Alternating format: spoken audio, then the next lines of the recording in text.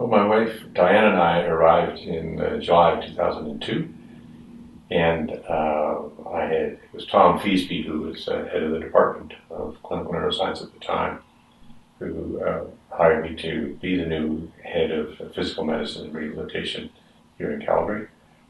One of the things that we both agreed on was to develop a residency training program.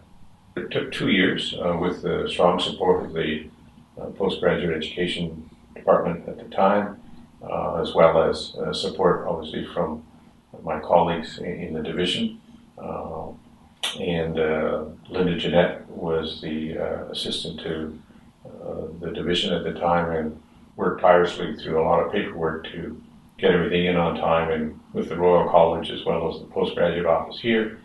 And we started a residency training program in July of 2004 with one resident by the name of Lee Burkholder, who's now one of our pediatric physiatrists. And over the years, we have expanded such that we're now 10 residents within the program.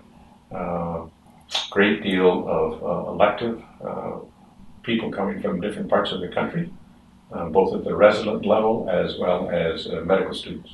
To see it develop the way it has, with the support of the whole division, and with Stephanie Plamondon, who took over from me as program director in 2009-2010 and carried the program on.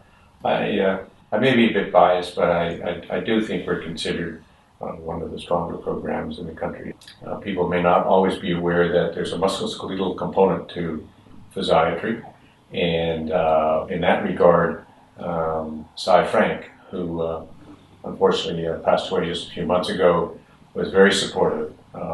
He was head of orthopedics and helping me with the division in sort of beginning to gain support for developing musculoskeletal component to our division, which was necessary for our residency training program. Education for me has always been a strong component of my professional career, and have been involved in the various universities I've been working with, both undergraduate medical education as well as residency training. So here in Calgary, I think both a residency training program as well as we're getting more involved as a division with undergraduate medical education, which allows the medical students to at least hear about physical medicine and rehab and recognize, well, maybe that'll be a possibility for me down the road, because the jargon term is succession planning.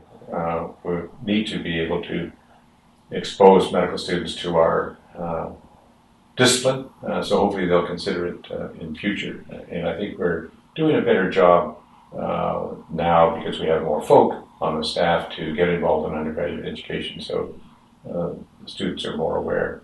I think the second highlight for me was the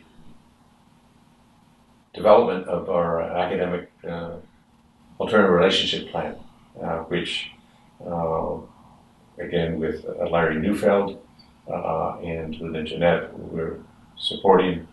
We were able to have that start in December of 2008, and I think that really allowed the division to enhance its research component.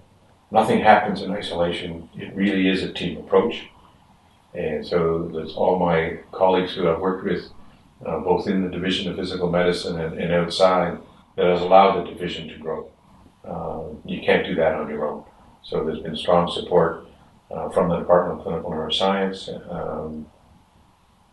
under both Tom Feasby, especially for me, who was Great Caring Cross, and individuals both in neurology and neurosurgery have all been exceedingly supportive.